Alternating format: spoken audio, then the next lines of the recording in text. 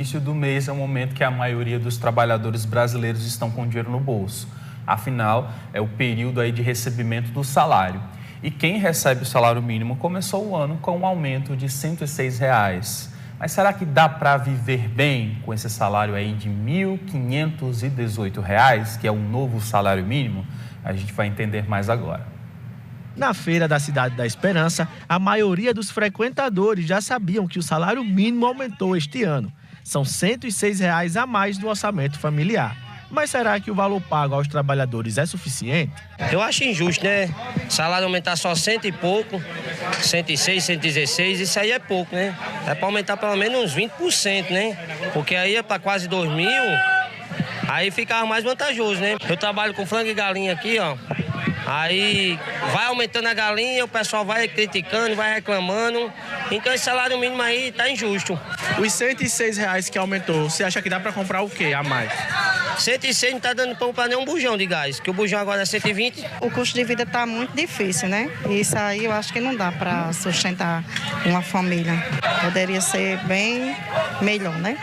O reajuste do governo federal em cima do salário mínimo foi de R$ 106. São 7,5% a mais que o mesmo reajuste do ano passado.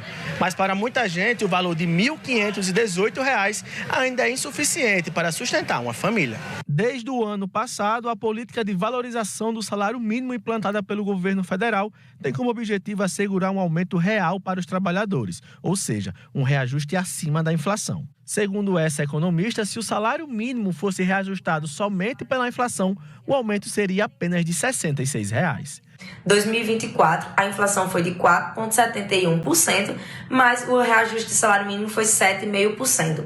Significa dizer que no bolso do consumidor, no bolso do brasileiro e daquelas pessoas que têm o valor do salário mínimo como base dos seus ganhos, vão ter um reajuste acima da inflação. Se o salário mínimo fosse feito apenas pela inflação, teria tido um aumento de R$ 66.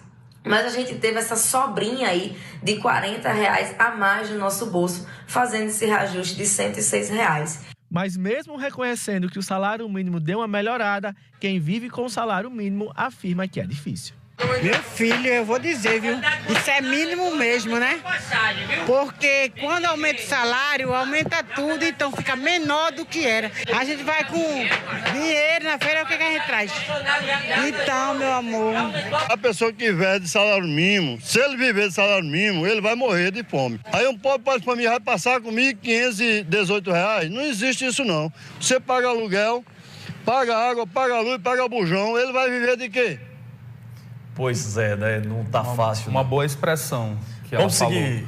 Salário mínimo, mínimo mesmo, hein? Seguir falando do salário.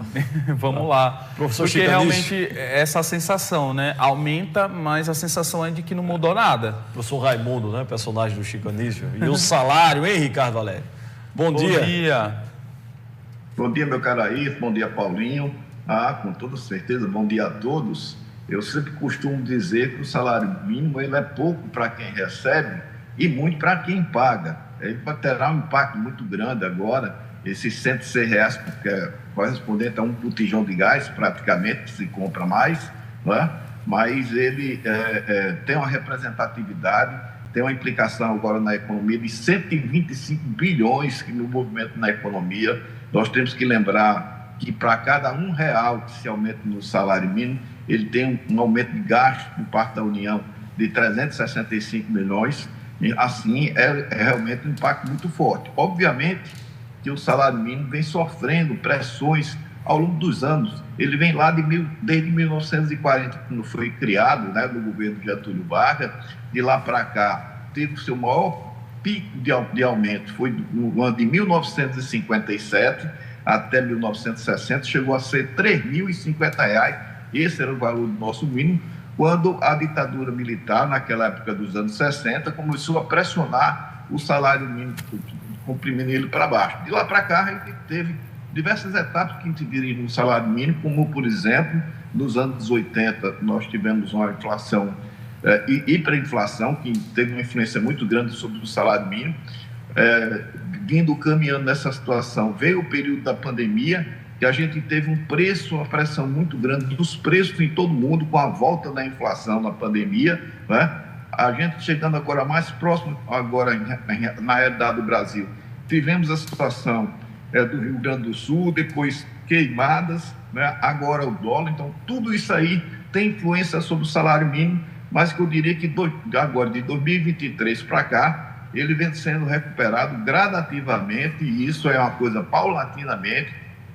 Segundo o DIEESE, o valor do salário mínimo real de hoje para cobrir a despesa constitucional seria 6.960, ou seja, quase 5 vezes mais o valor atual. Mas isso seria proibitivo e quebraria a nação. Então, é ter paciência para a gente conviver com o salário mínimo, lembrando que é o valor mínimo, o piso nacional mínimo, não significa dizer que é o valor que todos receberão, dos quais 60 mil trabalhadores e beneficiários do INSS dependem do salário mínimo, importantíssimo para a economia nacional, porque é quem realmente faz esse consumo interno do Brasil, que leva o nosso PIB a 3,5% esse ano, se Deus quiser. Por que a gente fica com essa sensação de que não muda nada, apesar de ter esse aumento? Disse uma telespectadora, antes da sua resposta, que o salário mínimo sobe, mas tudo sobe também, né? Então, ela fica sempre com essa sensação da mesmice, né?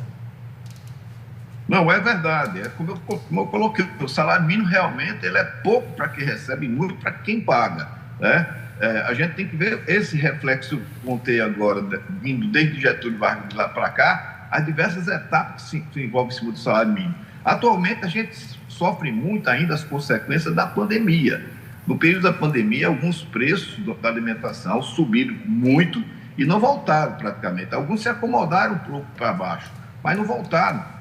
Tivemos agora, por exemplo, no ano passado, o caso das frutas, que teve um aumento de 14%. 14% é 3 vezes o valor da inflação, né? A gente tem um caso, como por exemplo, do abacate, que subiu 188%, tá? A parte das laranjas subiu 68%, o limão azedou em 34%. Assim, esses valores sazonais que mudam de preço pressionam muito o salário mínimo, sem dúvida nenhuma. Ele é pouco demais para quem recebe, mas é a realidade e é o que é suportável para o país. Teve essa mudança agora, essa mudança, inclusive, muita gente não vem falando nesse aspecto, mas essa mudança que foi gerada agora, em função dos cortes dos gastos e para se adequar ao arcabouço fiscal, o salário mínimo perdeu R$10, ele seria 1.528, se fosse aplicado o PIB integral de 3,2%, mas foi aplicado dentro do limite da nova regra, que é o 2,5%. Com isso, teve esse achatamento de R$10. Mas foi um mal necessário que o país precisava ter os seus cortes dos gastos adequados para a gente poder controlar, inclusive, essa situação aí do dólar nas alturas, que eu tenho esperança que vai começar a se adequar agora, até porque tivemos boas notícias esse final de semana aí, de que o governo vai sinalizar um déficit primário de 10 a 15 bilhões de reais, que será bem dentro do arcabouço fiscal. Assim, a gente acredita que o dólar caindo para de refletir, inclusive, na situação dos preços, que influencia muito diretamente no nosso salário mínimo e a nossa população brasileira, que sofre com esses aumentos de fato. Ricardo, o amigo falava agora da questão desse achatamento, né, de acordo com as novas regras do orçamento, um achatamento de R$10. Mas, como sabemos, se fosse considerado somente a inflação, esse aumento seria bem menor, né? Não teríamos mais de R$100 de reajuste. O que mais incidiu, né, para que todo mundo conheça, o que mais incidiu para que a gente tenha esse reajuste de R$100 aproximadamente, né, para ser exato, R$106? Pela nova regra do salário mínimo, ele é atualizado pelo INCC dos últimos 12 meses, mas o acréscimo, que é o ganho real, sobre o PIB, que o PIB desse ano seria 3,2% e foi aplicado 2,5%. Essa é a realidade. Obviamente, quando você vai olhar todas as circunstâncias, o preço do dólar vem juntamente com esse combustível, né? Inclusive, nós temos que estar na torcida agora para que o barril de petróleo, que hoje está em torno de $75, se estacione por aí, mais ou menos, e que haja realmente a queda do valor do câmbio, porque senão nós vamos ter logo mais, nesses próximos 15 dias, é possível que haja uma nova mudança de preço. A Petrobras que está segurando os preços há 6 meses já, tá? Se não houver uma situação contornada em relação ao câmbio, é possível que a gente tenha a mudança de preço dos combustíveis, que é terrível, que envolve toda essa situação de preços que nós estamos tratando, né? Existe hoje uma defasagem em torno de 29 centavos, correspondente a 10% do preço da gasolina, e de 18% do preço do diesel, que corresponde a 0,69 centavos. Vamos torcer que o câmbio se estabilize, porque senão é mais pressão sobre o nosso salário mínimo, mais pressão sobre a nossa inflação e mais pressão sobre os nossos carrinhos de compras, que precisam ficar mais bem abastecidos para as donas de casa ter uma vida mais tranquila. Agora, pensando no salário mínimo, e eu vou ser bem otimista aqui, viu, professor Ricardo, na situação de uma família na qual os provedores, os dois, a gente tem uma família aqui com 2 pessoas, e os dois trabalhando, recebendo o salário mínimo. Eu estou falando que eu estou sendo otimista porque a gente sabe que nem sempre é uma realidade, não é?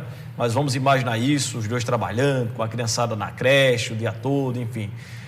Que recomendações o senhor passa, né, para se unir a esse salário? A gente está falando aí de mais de R$3.000, dentro de um contexto que a gente tem hoje. Qual a recomendação, né, para que esse dinheiro possa render, né, e que a família possa ter aí um mínimo de conforto?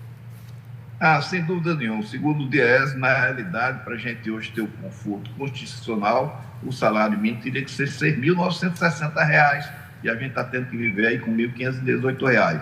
Então, nada mais do que pesquisar, a gente fazer a diferença entre o desejo e a necessidade, se situar mais na parte da necessidade. Os desejos você tem que se planejar para efeito de futuro, pesquisar muito, substituir os produtos de época, aqueles produtos que estão entre sabe, você fugir deles, que são sempre com os preços mais altos, né?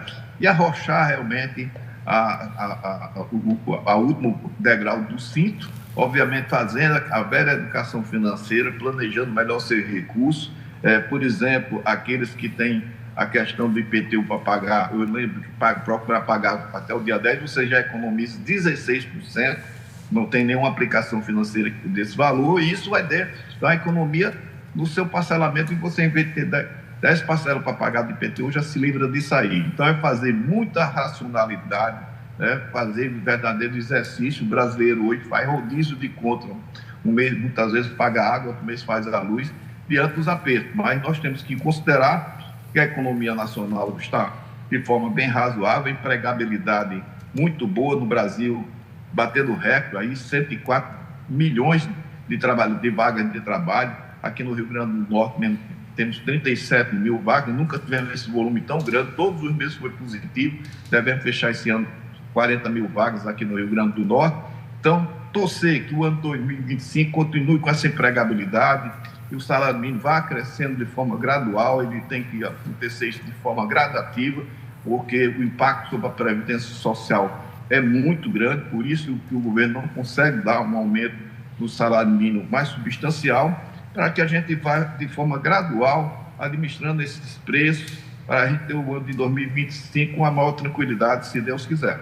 Agora o senhor falava, só um instante, Paulinho, o senhor falava do IPVA, do IPTU, né, até o dia 10, deixa eu só citar o IPVA também, para que o pessoal vá se programando, porque quem pagar em cota única, né, o imposto de veículos, vai ter um desconto de 5%, é um desconto bom também. O calendário de pagamento começa em março, dá tempo de se programar. Paulinho, me desculpe por interromper. O senhor falou aí que o salário ideal seria de mais de R$6.000. Quase 7. Quase R$7.000. Um dia a gente vai chegar a esse cenário com um salário bom para a família, levando em consideração a todos esses aumentos que vêm junto com o salário, né, de impostos e tudo mais? Paulinho, eu acho que nesse limite aí seria a situação ideal, mas acho que dificilmente. A gente vai isso recuperar de forma gradual. Eu lembro que a melhor faixa do salário mínimo foi em 1957 até os anos de 1960, quando a ditadura militar arrochou, chegou a ser 3.050. Chegar a esse patamar de 3.050, eu acho que gradativamente, com essa política de recuperação de ganhos reais, que no salário desse ano aumentou 2,5%, que são os ganhos reais, eu acredito que a gente possa chegar aí nessa faixa da metade, em torno dos 3.050, que nós já tivemos lá nos anos 60, né? Quando, na época do governo Getúlio Vargas, que o governo militar arrochou esse 3.050, que era um patamar que eu acho que era bem razoável. Não para o momento atual, isso tem que ser feito de forma gradual, progressiva, assim gradativamente a gente vai melhorar. A gente tem que observar que a massa salarial no Brasil vem crescendo, os ganhos reais vêm funcionando a partir de 2023, agora isso é paulatinamente. Vamos ganhar, com toda certeza, vamos ter um salário mínimo mais adequado, mais folgado. Hoje em dia, inclusive, os quadros têm mostrado aí que a população brasileira tem um quadro praticamente da faixa da classe C, está ressurgindo a classe média no Brasil, justamente pelo ganho da massa salarial. Agora, isso está acontecendo de forma muito gradual, paulatinamente, porque senão as prefeituras do interior não aguentariam pagar um salário mínimo alto, o governo do Estado, a própria União, a Previdência Social. Por isso que isso tem que ser feito de forma gradativa, cautelosa, né?